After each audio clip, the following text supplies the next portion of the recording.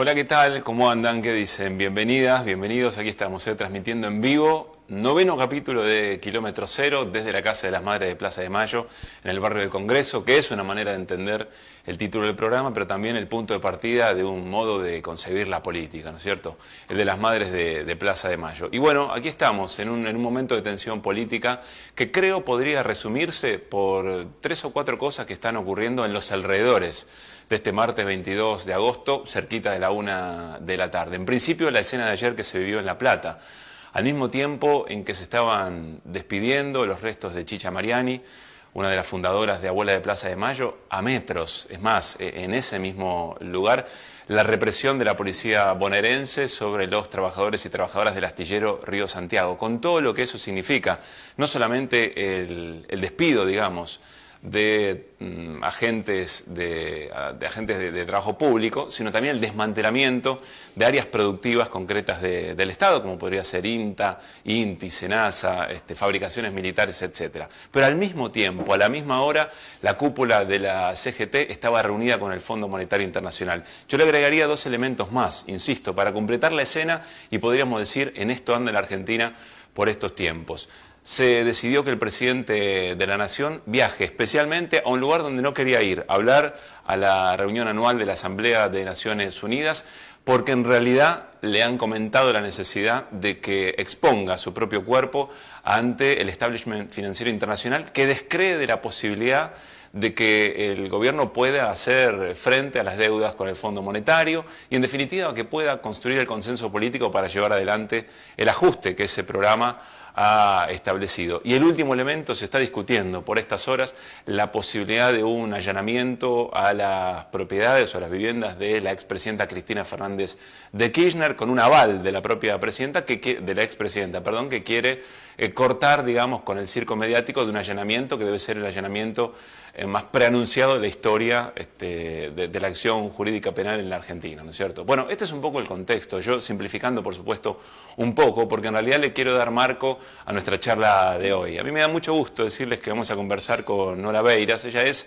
en este momento, la editora responsable del diario Página 12, pero ha trabajado en televisión, en radio, además de, por supuesto, toda su trayectoria gráfica, y tiene una frescura al mismo tiempo que una profundidad en el análisis que, por lo menos en lo que a mí respecta, siempre me interesa de tanto en tanto ordenar un poco también, ¿no?, nuestro propio GPS de mirada política de la Argentina, también del periodismo y la comunicación, con Nora Beiras. Así que los invito ya, sin más, a saludar a Nora y arrancar la charla. ¿Qué haces, Nora? ¿Cómo te va? ¿Cómo estás? Gracias por venir. No, por favor. Bienvenida. Un gustazo. Bueno, ya estamos con el mate. Está muy bueno. Para arrancar. Viene bien. Sí, te cedo la posta. Bueno, dale. Bueno, Nora, yo hacía una breve introducción del contexto. Por supuesto faltan cosas y siempre se podría complejizar mucho más la mirada que uno tiene. Pero quiero preguntarte para vos, ¿cuál es cuál es la situación o cuál es el punto de mayor tensión política que hoy tiene la Argentina a tu criterio, por supuesto? Mira, me parece que estamos transitando una crisis económica que no se sabe cómo va a terminar, o muchos tememos cómo va a terminar. Creo que esto está todavía está solapado. Y esto se da en un contexto solapado por el blindaje mediático que existe y que hace que los temas que son realmente tragedias cotidianas para miles y miles de personas no aparezcan en los medios de comunicación dominantes. Y que aparezca así, ahora vos aludías en la presentación a el show mediático que implica el pedido de allanamiento a la vivienda de la expresidenta Cristina Kirchner. La verdad que no hay otra explicación posible que esa, que un show mediático. Entonces vos tenés una causa que empieza viciada por la forma en la que se inicia, como es la causa de las fotocopias de los cuadernos que no aparecieron, escritos por un chofer, supuestamente, cosa que no se puede comprobar porque desaparecieron la prueba original, y el forum shopping que significó que la causa la tengan el fiscal Stornelli y el juez Bonadío, cuando lo tendrían que haber delegado, tendrían que haber armado otra causa y a esto haber ido a sorteo. Entonces, a partir de ahí tenés todo un show en función de supuestos arrepentimientos que en realidad están basados en que la justicia decide eso si escucha lo que quiere escuchar, independientemente de las pruebas de esto. Y después tenés el manejo mediático de lo que está sucediendo, que la verdad que uno no es que se sorprende, porque esto ha habido experiencias previas a esta operación que estamos viviendo ahora. Esto no quiere decir amparar que no se investigue todo el tema de la corrupción en la Argentina. Son cosas distintas. Ahora, la forma en que montan esto es una operación. ¿Y por qué digo experiencias previas? Por citar 2 casos solamente. El caso del fiscal Nisman, sí, la muerte de Nisman, que evidentemente, aunque puede sonar políticamente incorrecto, no les ha rendido lo que esperaban, porque si no esto no hubiese aparecido en este momento. Y otra forma que muestra claramente cómo son capaces de cualquier cosa los medios dominantes, desde mi punto de vista, es el caso de Santiago Maldonado. Entonces, cuando vos ves lo que han sido capaces de decir en esos 2 casos, y bueno, es fácil pensar lo que son capaces de decir y hacer ahora con este caso. Entonces, me parece que todo eso hace una envoltura que confunde mucho.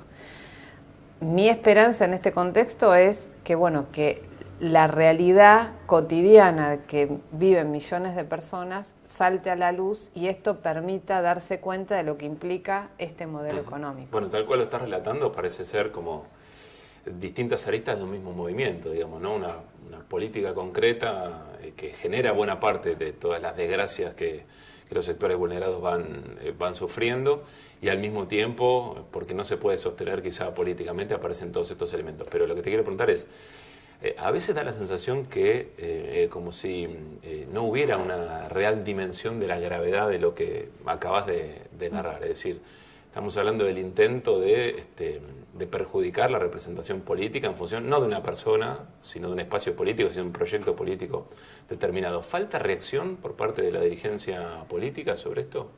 Para mí sí. Para mí lo más, digamos, vos me decías que es lo más grave en términos sociales, para mí es lo que se viven como consecuencias de la política socioeconómica que están implementando. Ahora, lo más grave que sucede en cuanto al afianzamiento democrático es la violación de toda garantía constitucional. Y con éxito, además, ¿no? Con éxito. Entonces vos decís, bueno, esto la verdad es gravísimo, y es ahí donde la dirigencia política, desde mi punto de vista, es como que, no sé si dimensiona que esto pasa ahora contra Cristina Kirchner y contra todo aquello que tiene una pátina o ha estado cerca del kirchnerismo y no ha salido a denunciarlo, pero que esto puede afectar a cualquiera. Esto es absolutamente grave en términos institucionales, porque cualquiera puede hacer cualquier cosa. Ahora el poder lo tiene, digamos, la justicia siempre funciona al poder de turno, ¿no? Y en este caso se ve de una forma realmente grotesca. Ahora, esa justicia con otro mandante puede hacer exactamente lo contrario, claro, violando todas las garantías, y puede afectar incluso a los que ahora se están siendo beneficiados por esta lógica. ¿Cuál debería ser esa expresión política? No lo tengo resuelto, te lo pregunto. No, la verdad es que no lo tengo resuelto, pero digamos, lo que sucede ahora con justamente con el permiso de allanamiento a Cristina Kirchner por parte de la justicia. La verdad que uno sabe que esto realmente es un circo, porque vos decís, el allanamiento, ¿cuál es el sentido de un allanamiento dispuesto por el Poder Judicial? Sorprender, ¿no? Sí, claro. Encontrar algo que nadie pudo esconder a tiempo. Que nadie pudo esconder a tiempo. Ahora, si vos venís anunciando, digamos, a menos que la expresidenta tenga los dólares y los lingotes de oro, digamos, tapizando sus paredes, no hay otra cosa que vos podés decir, sospechando, dándoles la derecha, decir, bueno, seguro que oculta algo. ¿A vos te parece que lo va a ocultar? Después de la persecución que ha sufrido esta mujer a lo largo de 10 años, 10, 12 años, porque desde que fue candidata, sí, claro. Digamos, desde que fue nombrada candidata hasta que se fue del gobierno y los 2 años y medio que dejó el gobierno, no hay cosa que no han revisado. Entonces vos decís, ¿qué va a tener en la casa? Que no hay otro objetivo que la humillación mediática. Es evidente que es esto. Entonces, ahora, ¿cómo esa dirigencia política, por tanto odio, por tanta especulación desde mi punto de vista chiquita, puede autorizar eso? Digamos, ¿por qué pensar que una vez que vos das esa llave, después esa llave no va a ser usada en tu contra? Con la parcialidad con la que se manejan, porque si uno ve, la verdad, uno ve los criterios de esta última investigación, las entrevistas que ha dado Ángelo Calcaterra, el primo del presidente, tanto a Clarín como a La Nación, la verdad que son vergonzosas. Te daba ganas de hacer una vaquita para ayudarlo. Claro. ¿Entendés? Era una cosa que, bueno, lo que dijo el presidente en la entrevista con la CNN este fin de semana, diferenciando la causa por la fotocopia de los cuadernos de la causa por los aportes truchos en la provincia, porque dijo, bueno, una cosa es, más o menos, hacer negocios con el Estado. Eso está mal. Lo dice Macri, que ya va a decir, bueno, tengo que hacer un esfuerzo de amnesia para poder creer que lo que me está diciendo tiene algún grado de credibilidad. Y por otro lado, y si otra cosa son aportes en época de campaña. Eso es otra cosa. Y decís, ¿qué está diciendo este hombre? Esto es una barbaridad. Digamos, si queremos discutir, discutamos seriamente, pero de verdad, el financiamiento de la política en la Argentina. Ahora estás marcando algo que me parece muy interesante, que es el grotesco de todo el movimiento, el grotesco de la operación. Grotesco como las propias políticas de ajuste. Y sobre eso tengo una pregunta, porque con todas las contradicciones, los pendientes, digamos, que había dejado el gobierno anterior, el proceso político anterior, uno creía que, sin embargo, había como una suerte de autodefensa respecto de la manera más visceral del neoliberalismo. Y sin embargo, aquí estamos, digamos, ¿no? Lidiando con operaciones que, insisto, son tan grotescas como lo que acabas de mencionar, una política de ajuste feroz que necesita una distracción mediática y al mismo tiempo una pata desde lo jurídico que socave, digamos, un poco las garantías constitucionales. Si vos ves Brasil, pasa no exactamente lo mismo, pero parecido, contra Correa van de la misma manera. ¿Qué pasó? ¿Por qué no? ¿Tenés ya una respuesta respecto de por qué efectivamente las sociedades no han logrado, digamos, establecer las bases de un nunca más del neoliberalismo o de un modo de operación, insisto, tan grotesco como lo que está ocurriendo? Y mira, la verdad que ahí ojalá tuviese una explicación para que bueno, ¿qué ideas están dando vuelta? A mí, digamos, me parece que hay, bueno, obviamente el kirchnerismo fue un proceso y que tuvo muchos errores y muchos pendientes, como bien decías. Ahora, cuando uno lo ve en trazos gruesos, pues decís, jamás se le hubiese ocurrido hacer ni siquiera lo que están haciendo y que te lo quieren vender como una conquista, digamos. El kirchnerismo hubo un proceso inflacionario muy fuerte durante el kirchnerismo, pero que fue compensado con las paritarias. Digamos, el salario, excepto un año, siempre estuvo por encima del índice de inflación real, más allá de los números que en su momento informaba el INDEC y que, bueno, fueron cuestionados por distintos sectores. Ahora, jamás le dio una recomposición a las jubilaciones que hubiesen sido impensadas en cualquier otro gobierno, que seguían siendo bajas, pero comparativamente habían recuperado un poder adquisitivo que nunca habían tenido. Jubiló a más de 3 millones de personas.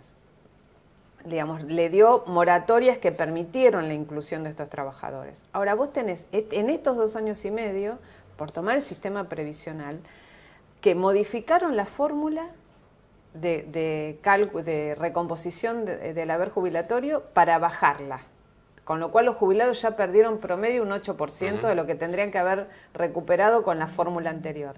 Y ahora tenés un ministro de Hacienda que llega a decirte que en realidad la gente le pide que, ¿cómo puede ser que haya 5 millones de jubilados en la Argentina?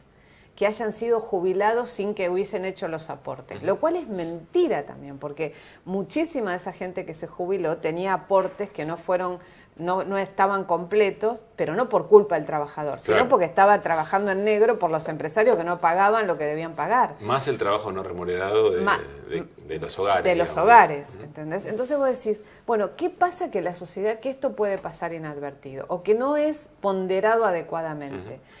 Digamos, con respecto al gobierno anterior, a mí me parece que, bueno, 12 años de una gestión son muchos, ¿no?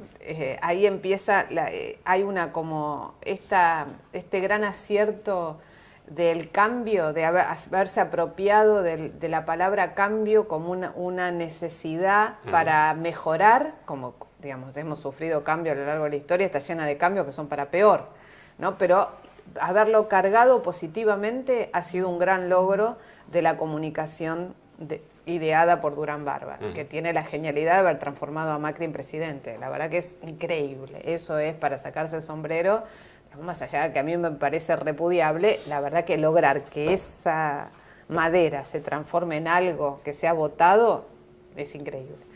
Ahora, hay un hartazgo de las sociedades que me parece que a veces les impide tomar conciencia de cuáles son los intereses que terminan bancando por ese voto fácil del cambio. Hay un gran sector de la sociedad que es reaccionario. Expresado ayer quizá en la movilización bueno, aquí en Congreso, eran los ¿no? caceroleros del 2015, era clarísimo. Uno veía la composición social, vos decías, mucha gente que tiene todo el derecho a manifestarse, pero no se ha manifestado en su vida, excepto en el 2008 con el campo. Era el mismo recorte. Entonces vos decís, bueno, esto es una realidad de la sociedad, no solo argentina. Digamos, si no se explican los gobiernos occidentales, en la mayoría de los países. No, claro, la pregunta siempre es sobre ese sector fluctuante, que quizá está más sensible a esos registros. Y yo creo que a mí me parece que realmente si uno piensa que Cambiemos ganó por muy poco. Sí, un punto. Ganó por muy poco. Cuando uno, y en esto, yo, la verdad que era muy... Pero con más razón a mi pregunta. No, por eso voy a... Gana por un punto, pero se lleva puesto todo como si hubiera ganado por el 60%. Totalmente. Ahora, en ese punto, ahí sí me parece que ellos actuaron sobre esa demonización del proceso anterior y lo vinieron trabajando mucho. Lo vinieron trabajando y entonces transformaron cualquier crítica opositora en... Esto es consecuencia que se robaron todo. Y a partir de ahí construyeron el monstruo con el cual siguen usufructuando. Pero me parece que, digamos, en este derrotero los bolsos de López fueron, que alguna vez se sabrá qué pasó realmente con eso, porque es incomprensible todo. Digamos, más allá de que el señor sea un corrupto, la verdad que es incomprensible. Vos lo ves en una película y decís, no me la venda porque es muy ridícula. Que un tipo salga a la madrugada con 9 millones de dólares y termine yendo a un convento, dejando un arma en la puerta y la monja ayudándolo a entrar, bolsos con miles de dólares, no es ni de Monty Python, es ridículo, ¿entendés? Esto, bueno, pero condicionó la vida política. Pero condicionó absolutamente, porque los dólares estaban ahí. Sí, digamos, sí. Todo el montaje es absurdo, pero era lo que estaban necesitando. Entonces vos decís, a partir de eso, armaron una coraza sobre esa concepción de que son todos chorros, se robaron todo, y a partir de ahí todo lo que viene va a ser mejor. Entonces lo que estamos haciendo en realidad es lo que hay que hacer porque vamos a estar mejor. Ahora, este discurso yo no sé si les alcanza. A mí me parece que no les alcanza. Las encuestas que están circulando, yo descreo mucho de las encuestas, la verdad. Sí, pero si uno ve, promedia las encuestas de aquí y de allá, más la reacción política del gobierno y los sectores de poder, uno dice, bueno, evidentemente no tienen todo tan cocinado. No está todo tan atado, me parece que no está todo tan atado. Y bueno, y con esto de los empresarios que empiezan a hablar sin dar precisiones, decir cosas, bueno, ayer pasó una cosa también en este terreno que entre lo que se dice y lo que la justicia tiene que comprobar, porque acá la verdad que el tema de la condena mediática es terrible, porque los tipos dicen una cosa, los medios dominantes te lo titulan de una manera y ahí quedó como que eso fue, y después, de pronto ayer, con la declaración esta del Corcho Rodríguez, que no estaba en el país donde Centeno había dicho supuestamente, ni estaba la empresa, que el tipo dice que... La creó un año después. Que la creó un año después. Entonces vos decís, bueno, ¿quién lee esto? Ahora voy a agarrar, es muy interesante lo que decís y la verdad se me abren muchas preguntas. Me quiero quedar acá porque creo que lo resolvemos pronto. Hay un gran verosímil, ¿no? Y además aparece, la cartelización de la obra pública es algo que vos en tus años de periodismo de investigación siempre te interesó, me imagino, investigar, y uno siempre supo que efectivamente ahí hay algo por resolver. Que no es otra cosa que el financiamiento de la política, o la diferencia que se suele hacer entre robar para tu cuenta personal o robar para la corona, digamos, ¿no? ¿Crees que sobre eso llegó un momento de tener otro tipo de palabra, otro tipo de definición? Sí, a mí me parece que esa es una asignatura pendiente objetivamente en la Argentina, más allá de los, no solo en la Argentina, ¿no? En Occidente. Te digo sí, bueno, Occidente Rajoy porque cae con... Rajoy cae tema, por eso, sí. bueno, todo el tema, en Estados Unidos también la transparencia, entre comillas, deja mucho que desear. Claro, está legalizado está el lobby. legalizado el lobby, Sí. ¿no? Tienen, bueno, los yanquis tienen esa cosa, la hipocresía del sistema, te la legalizan, entonces está todo como que está todo bárbaro. Ahora, es evidente que se necesita blanquear la discusión sobre el financiamiento de la política, pero poner todo sobre la mesa. Ahora, cuando vos ves que, digamos, si uno hace una historia mínima de lo que ha sido el enriquecimiento del grupo Macri, de Franco Macri, que tenía 7 empresas cuando empezó la dictadura y más de 40 cuando terminó la dictadura. El derrotero de lo que han sido los negocios con el sector público, el correo, que no termina de definirse, con el sector público del grupo Macri. Uno toma la declaración de Wagner, del titular de la Cámara de la Construcción, que fue el que, digamos, hizo alusión a esta cartelización de la obra pública en Argentina, que es, la verdad, lamentablemente, una realidad que la conocen todos y de la cual han usufructuado todos. Ahora, y él dice que esto pasaba desde el 2000, por lo menos desde el 2004. 2004 con IEXA, que era la empresa que en ese momento el presidente era Franco Macri y uno de los directores era el actual presidente Mauricio Macri. Y vos decís, ¿y esto? Y ahora Mauricio Macri le dice a EA, a los principales empresarios de la Argentina, que cuando tengan una denuncia vayan a él, que no, digamos, me estás cargando, digamos, me estás cargando. Sí. Ahora, ¿cómo se sale de esto? Yo creo que lo positivo sería que realmente, digamos, se pueda discutir seriamente el financiamiento de la política en la Argentina. Ahora, ¿cómo haces con estos actores donde está tan sesgado el interés y la parcialidad con la que la justicia mira a unos u a otros?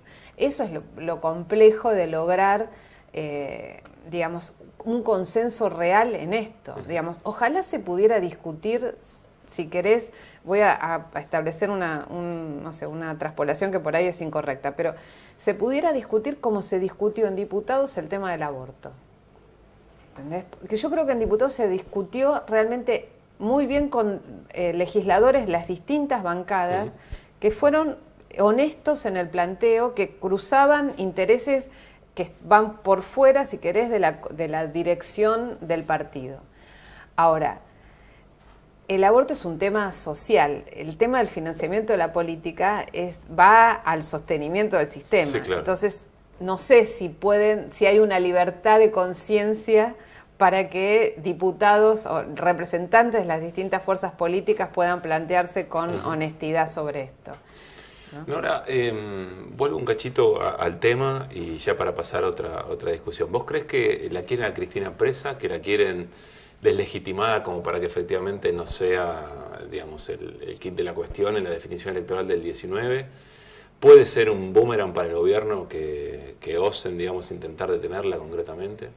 Mira, a mí me parece que hay un sector del gobierno que la quiere presa y un sector del periodismo que también la quiere presa. Si uno, ayer miraba, yo la verdad que miro poca televisión, pero en la redacción, viste, como estábamos cerrando tarde, estaba el programa Animales Sueltos de América, y había un periodista que vos decías, hasta yo no sé si es auténtico o es ficticio, porque uno no, viste, todo es un gran show. Pero la verdad que era tan irracional lo que decía, porque él lo único que quería era que Cristina esté presa, que el otro le decía, bueno, pero mira, no es así como vos decís. El tipo dice, bueno, Cristina en pijama llevaba los bolsos cargados de dólares. Y el otro le dice, pero ¿de dónde sacaste que alguien dijo eso? Bueno, es lo que...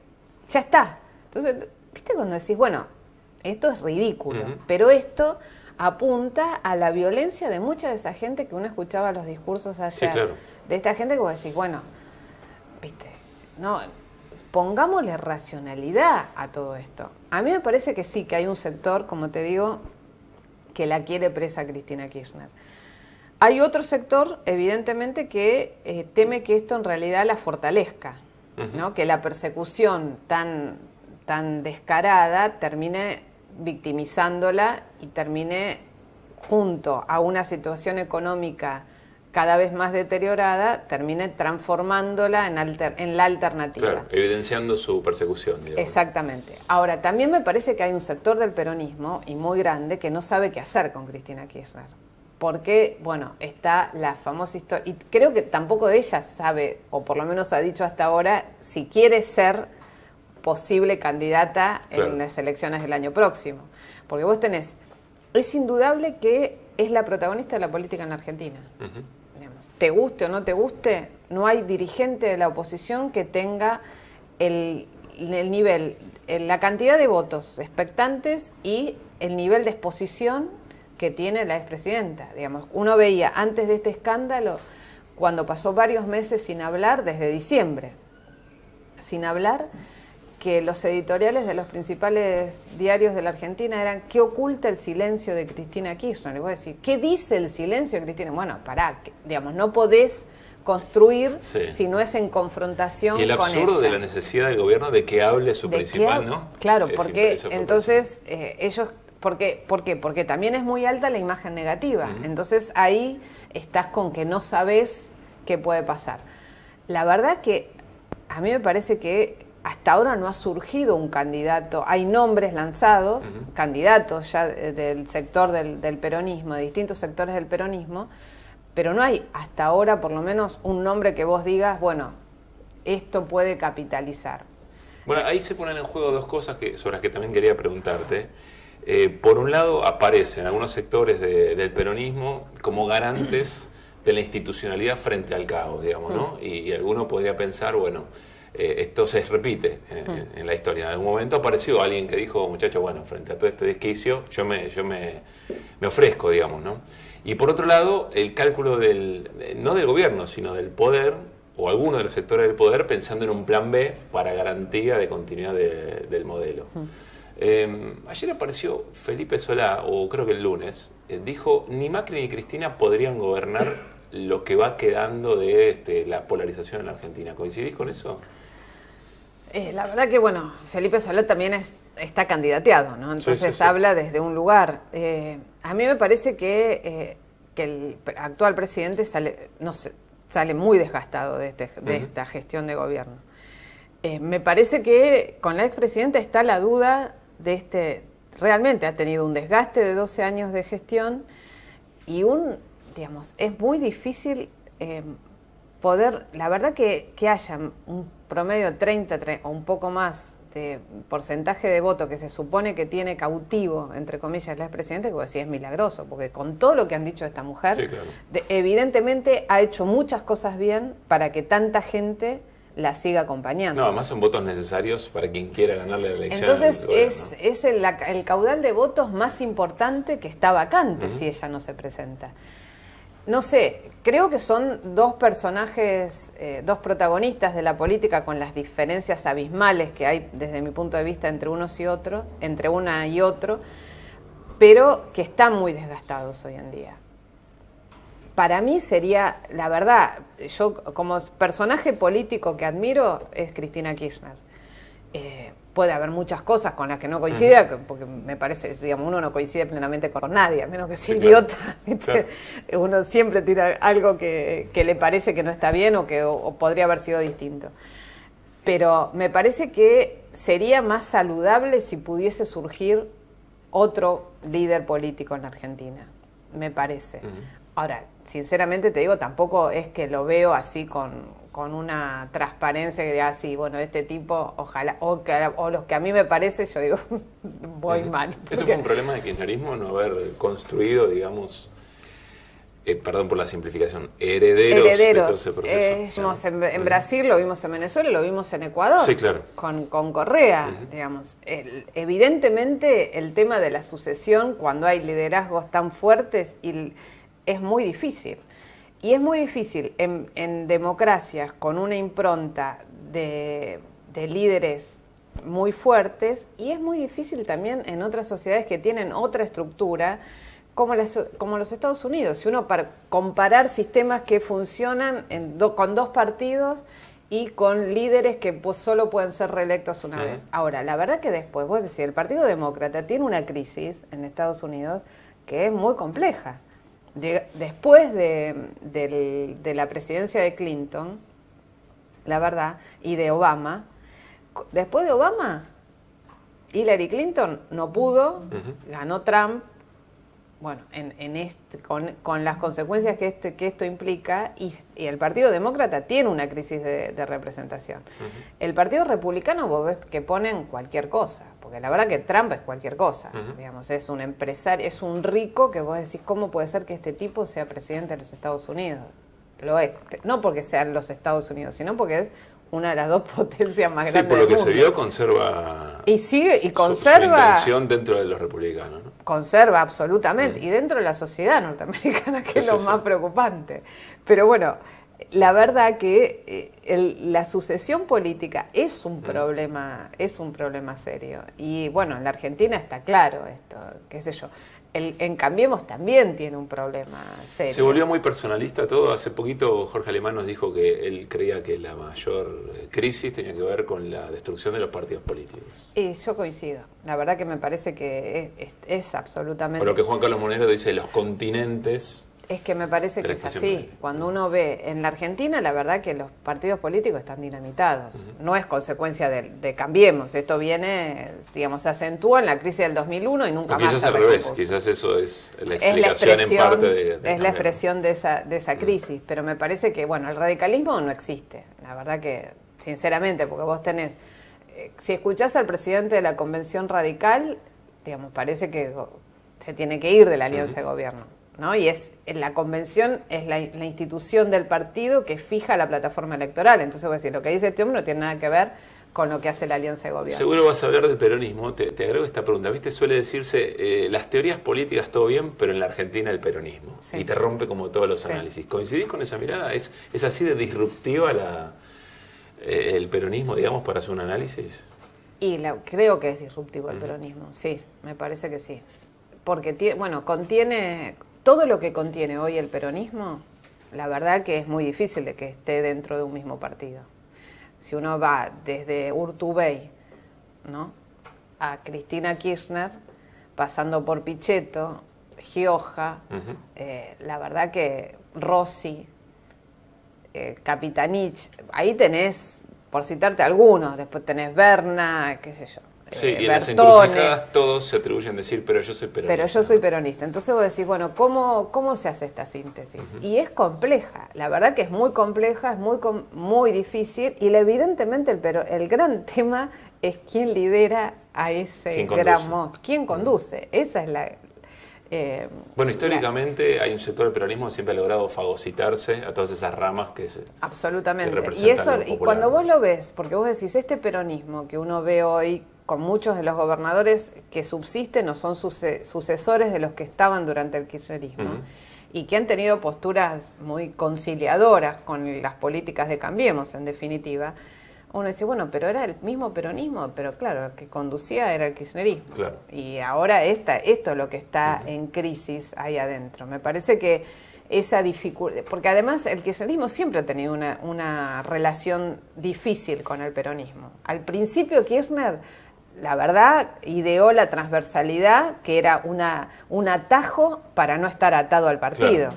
Después, cuando la crisis se agudizó, se recostó en el partido, ¿no? Eso fue un cambio absoluto de un gran pragmatismo que evidentemente tenía para poder conducir, porque también uno se olvida de que Kirchner llegó con el 22% de los votos. Claro. El kirchnerismo es una fuerza que se creó desde la propia ejercicio del poder, y ha tenido, digamos, lo que pasa es que siempre...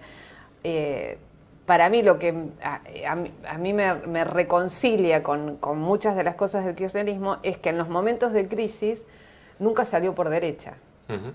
Siempre profundizó, si se quiere, las líneas más provocativas para el establishment. Siempre dentro del sistema, porque estamos hablando siempre dentro del sistema. No hizo nada, digamos, no fue una revolución. Fue desde mi punto de vista, una compensación de las atrocidades que se habían cometido durante la década menemista y el gobierno desastroso de la Alianza posteriori.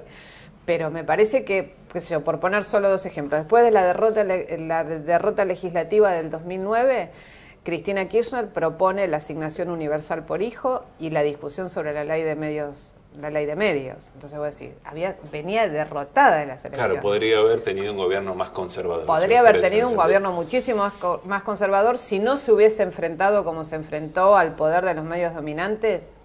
Que viste, hacer ucronías no tiene sentido, pero bueno. Nora, ¿qué grado de debilidad o de fortaleza le ves al gobierno actual de Macri? Yo creo que la única fortaleza que tiene, que no es poca, es el apoyo hasta ahora del sistema financiero internacional, pero hasta ahora, vos hacías alusión recién en la presentación a que Macri va a viajar a Naciones Unidas porque tiene que ir a hablar, a dar la cara a él. El otro día escuchaba a Guillermo Nielsen, ¿no? Que fue candidato a intendente, a jefe de gobierno de la ciudad por el Frente Renovador, esas cosas insólitas. Y que olvidamos muy rápidamente. Que olvidamos, creo que también, él también, con menos votos que la familia, más o menos. Pero bueno, más allá de su performance electoral, el señor es un señor del establishment económico, ¿no? Fue embajador del kirchnerismo durante su gestión en Alemania, si te acordás, y también, integró el equipo de Cavallo, que en su momento, de Cavallo. ¿Conoce las entrañas de...? Sí, de Cavallo no sé, no, de Lavagna, quise decir de Lavagna, cuando fallido, mirá que fallido me mandé, Lavagna se muere. Pero a lo que iba es que Nielsen contaba que en esta segunda, Quintana, entre otros, que fueron a entrevistarse con los popes de Wall Street, supuestamente para explicar la solvencia de la Argentina, no le fue nada bien. Y con mucha maldad decía, también la verdad que ir en agosto a Washington es como venir en enero a Buenos Aires, ¿entendés? Porque diciendo, no hay ningún señor importante de Wall Street está en Washington o en Nueva York, en Nueva York más precisamente en agosto, ¿no? Pleno verano. Sí, marca la urgencia de quien va a marca la urgencia y la desesperación. En pleno verano. Me parece que es la desesperación. Estás tratando de construir acerca de cierta debilidad del gobierno, entonces. Por eso te digo. Entonces me parece que la única fortaleza es esa. Porque si vos ves, el otro día fue muy llamativo, que no sé si, viste, porque uno no sabe si lo dicen como globos de ensayo, si lo dice para provocar, porque también hay algunos, me parece,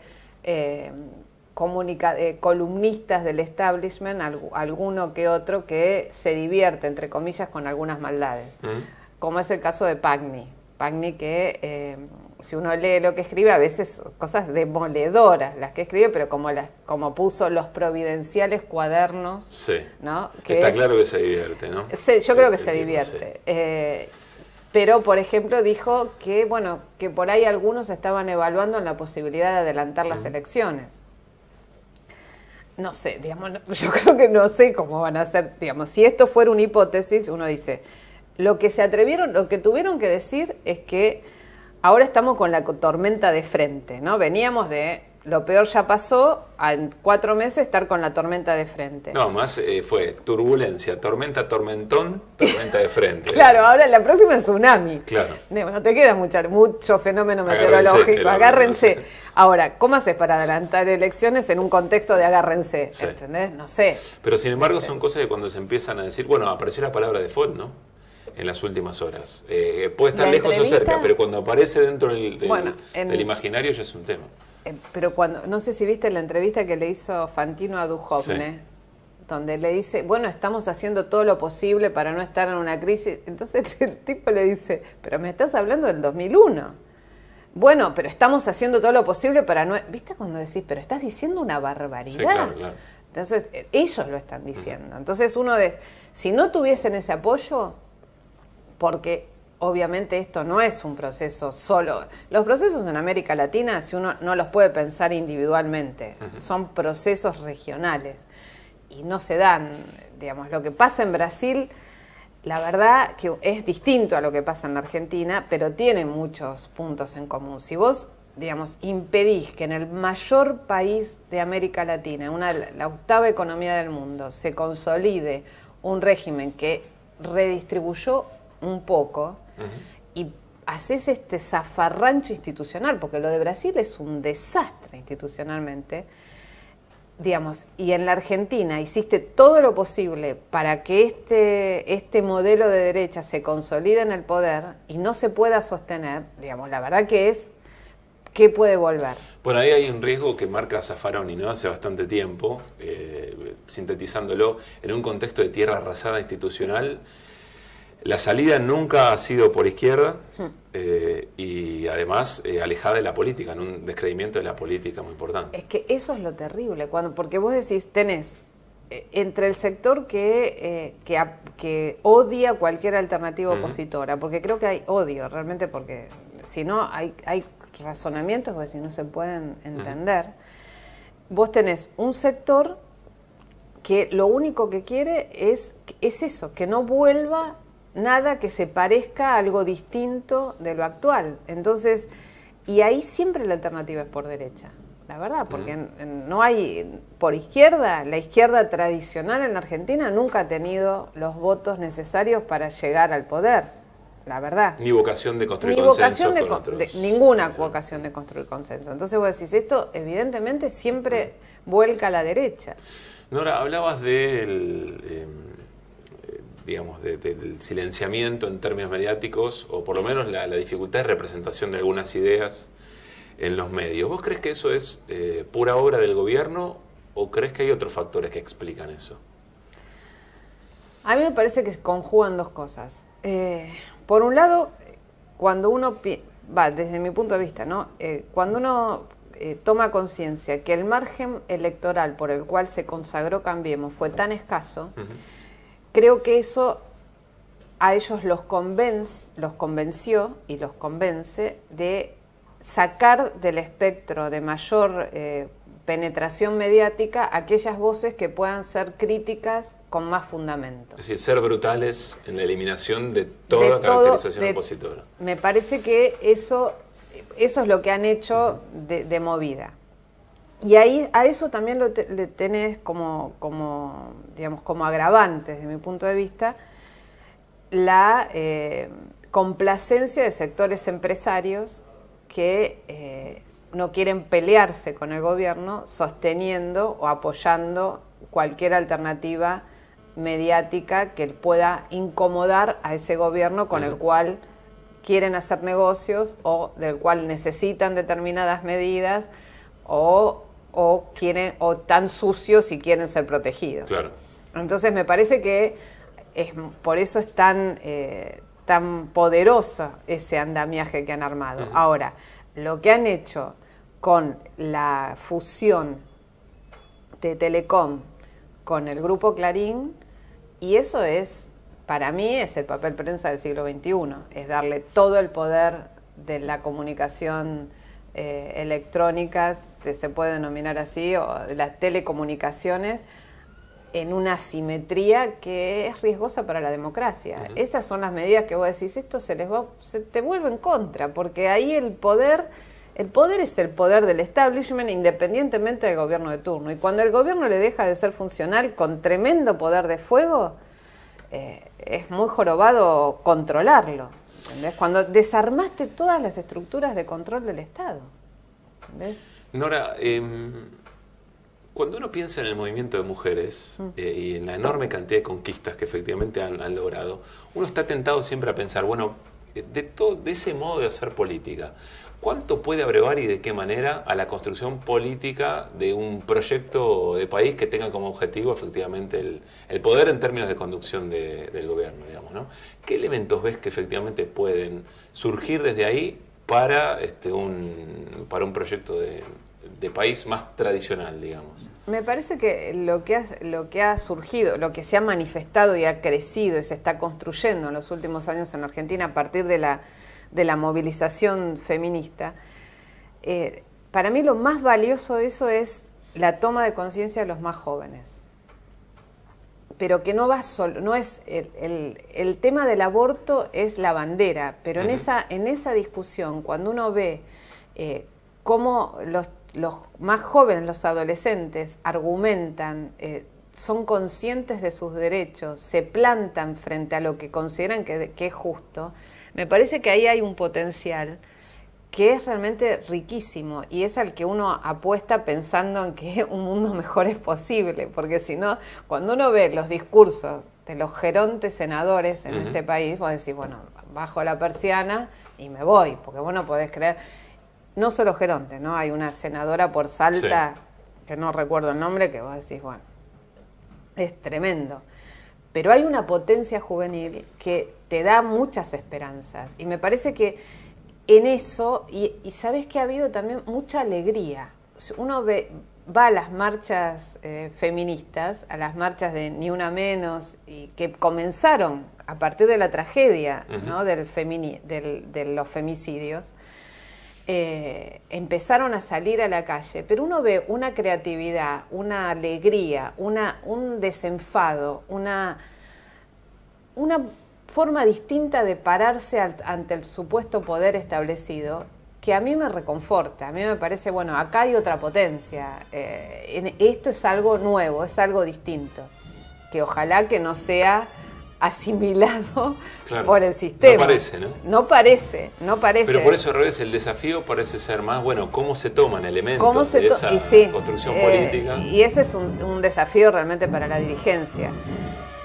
Me parece que hay mucho potencial ahí, mucha creatividad, que en esta discusión que se dio en diputados, donde creo que fue también muy enriquecedor cómo se fue negociando, porque ahí sí realmente hubo una negociación, y hubo una negociación en el buen sentido, porque no es, viste, yo quiero blanco, vos querés negro, entonces no hay fuente, entonces no construís nada.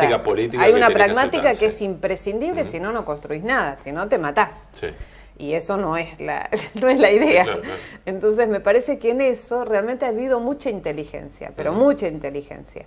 Ahora, también te digo esto, yo no creo que solo la condición de mujer sea garantía de nada, sino basta mirar lo que es la vicepresidenta, lo que es la gobernadora de la provincia de Buenos Aires, por citar solo dos casos, lo que es la ministra de Seguridad, por citar el tercero más horrendo. Entonces me parece que, digamos, el tema va mucho más allá. Pero que los jóvenes, sinceramente me parece que es como una bocanada de oxígeno. Decir, bueno, acá hay algo que es digno de ser valorado y que ojalá se siga potenciando, ¿no? Lo último, Nora, ¿qué características te gustaría que tuviera el debate político de aquí hasta el 19?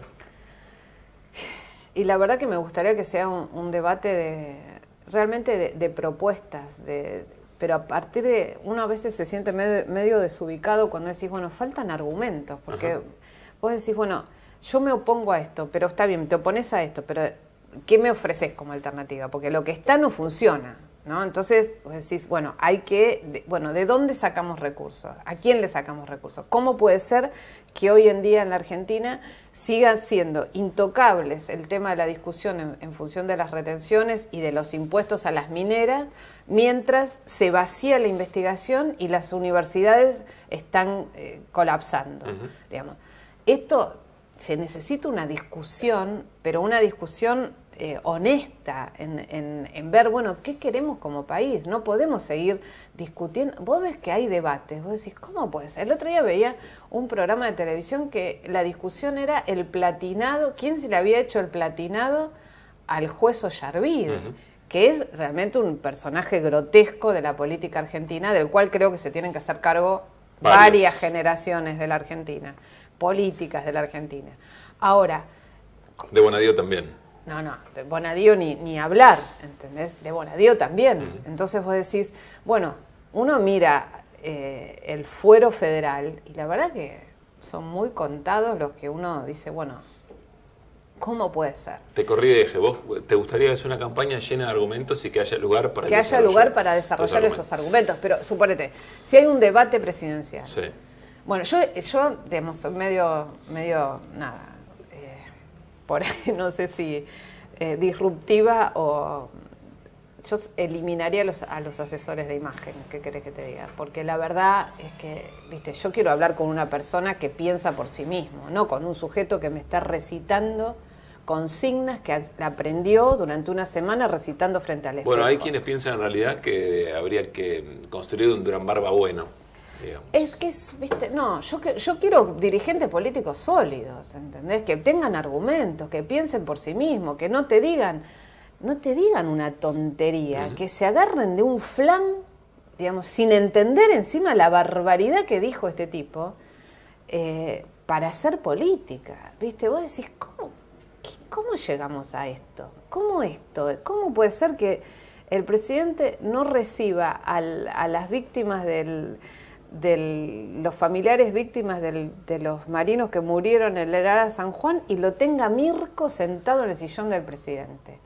La verdad, me parece que, viste, está todo bien terminar con la solemnidad. Yo detesto la solemnidad, pero una cosa es terminar con la solemnidad y otra cosa es empezaste con el perro Balcarce y después de 2 años y medio ponés un bebé. Es que no tenés cerebro, ¿entendés? Entonces, ese es el problema. ¿Cómo puede? Eso es lo que... Por eso digo, pero ahí necesitas políticos que argumenten por sí mismos. La última... ¿Crees que la derrota electoral es un elemento que tiene que ser más tenido en cuenta en las fuerzas políticas que quieren establecerse a futuro, digamos? Sí. Yo creo que es necesario mirar qué hizo mal uno para ver por qué le fue mal. Ahora, tampoco flagelarse en público. ¿Una elección? ¿Es ganar o ganar? No, tampoco, por eso te digo, tampoco flagelarse en público. Yo creo que si uno compite puede ganar y perder, y porque pierda no quiere decir que esté equivocado, digamos.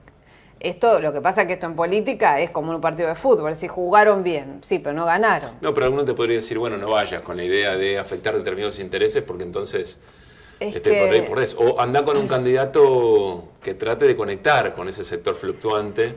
Es que si no tenés un candidato que conecte con ese sector fluctuante, no ganás. Eso es la verdad. En la sociedad argentina, por lo menos, no ganás. Tenés el riesgo de ser contradictorio con alguno de tus planteos, ¿no? Sí. O ser más liviano de lo que vos estabas reclamando hace un minuto atrás. Sí, no, es que yo no tengo muchas esperanzas de sentirme representada por el próximo gobierno.